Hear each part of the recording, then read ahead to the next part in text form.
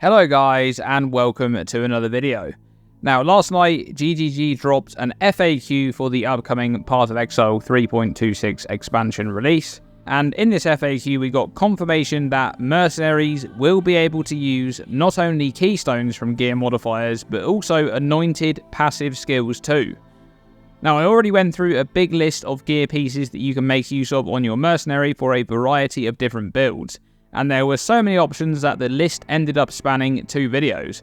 I'll link those below if you want to check them out. But with this confirmation of both Keystones and anointed passive skills working on Mercenaries, there's now just even more possibilities for what you can do in regards to mercenary gearing.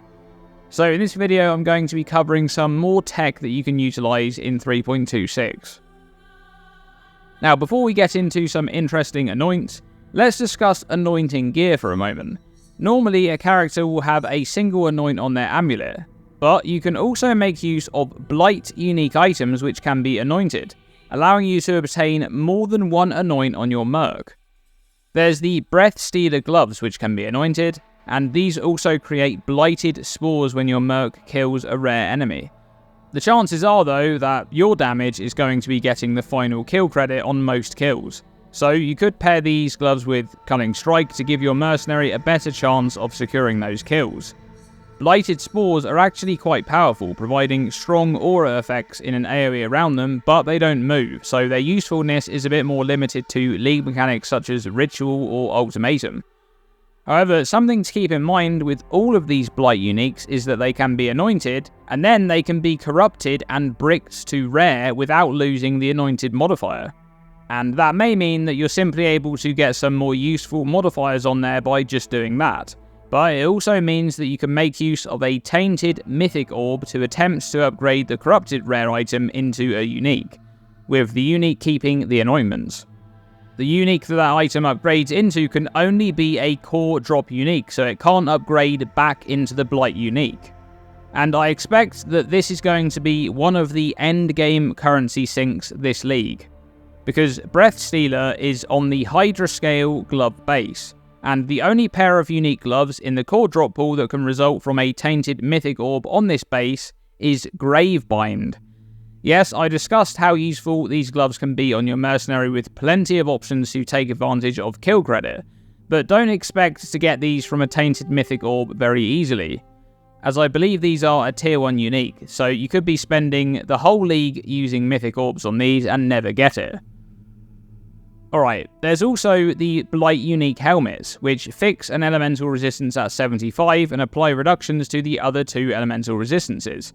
If you want to make use of one of these on your merc, you'll need to adjust for the resistance reduction accordingly on other items that they're equipped with, but you won't need to invest into any additional resistances for the type that's being set to 75%. The important part about these helmets though is that they can be anointed twice, allowing your mercenary to access at least 3 passive skills in combination with their normal amulet. Once again, it may be more beneficial to attempt to brick these to rare after anointing, as the rare may be easier to solve resistances.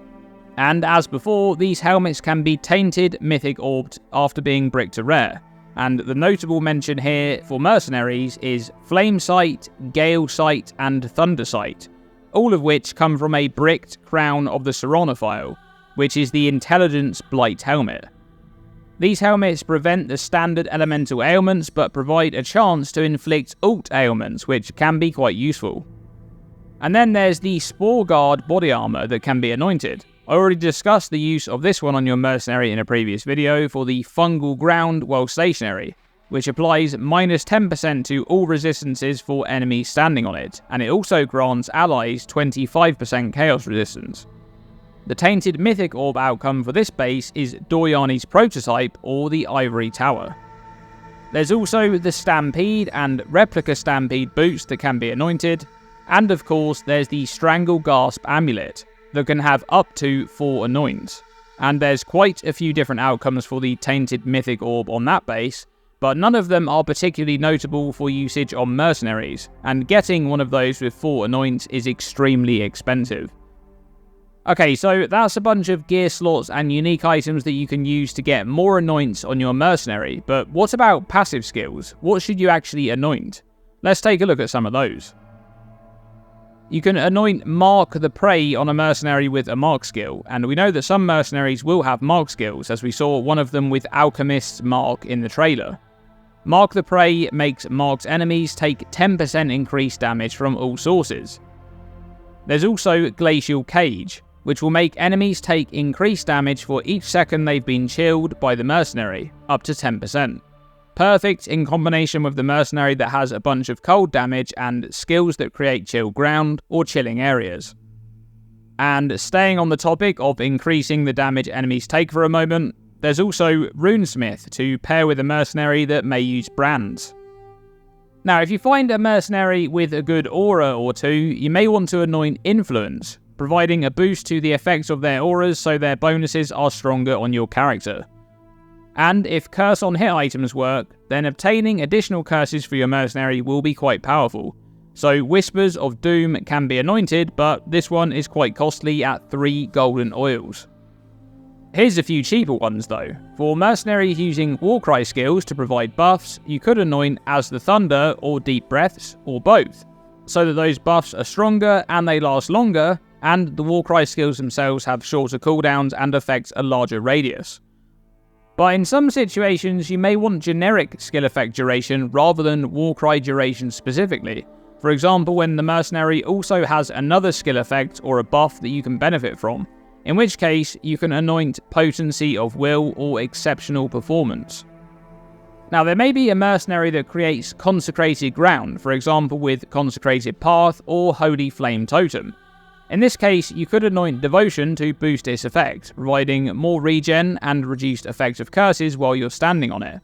Or you could force that Consecrated Ground to instead be Fungal Ground, lowering enemy resistances for those standing on it and giving you a boost to Chaos Resistance while you're standing on it.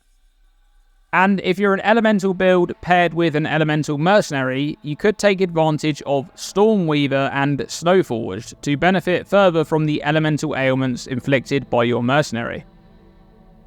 Okay, what about Keystones? In the previous video I talked about Call to Arms granted by Mute Wind Pennant, so your mercenary's Warcry buffs applied to you last twice as long. There's also Supreme Grandstanding, which could be used on your character to obtain charges generated by your mercenary. This one comes from an Elegant Hubris Timeless Jewel when it's in the name of Victario, so it does take your Timeless Jewel slot. And you need to be aware of the downside. Enemies with charges can be very deadly. A mercenary using a self-hit skill, such as Bone Shatter or Forbidden Rite, could be anointed with Inexorable to generate endurance charges. Now, there's also the Elemental Equilibrium Keystone that may be quite good if you can guarantee which types of damage your mercenary is dealing. You can give them the Keystone by equipping them with a Stabilizing Scepter, and that way you may be able to forego using a weaker exposure from your character, as the Merc will be applying a much stronger one. Just take note of any added damage your mercenary has on their gear, such as from equipped rings, to avoid bricking the exposure. Remember that you can make use of the Skin of the Lords to obtain any standard keystone on the passive skill tree. However, I think this option will likely lead to your mercenary dying a bit too often, so you may wish to obtain the desired keystone elsewhere if possible. And once again, as with the previous videos on Merc gear, there's just so many possibilities here that I'm sure I've missed some. So if you have other ideas for keystones or anoints on your mercenary, let me know by commenting below and I'll try to compile a list in the pinned comment. But that's going to be it for this one, guys. Thank you for watching, and as always, stay tuned and stay safe.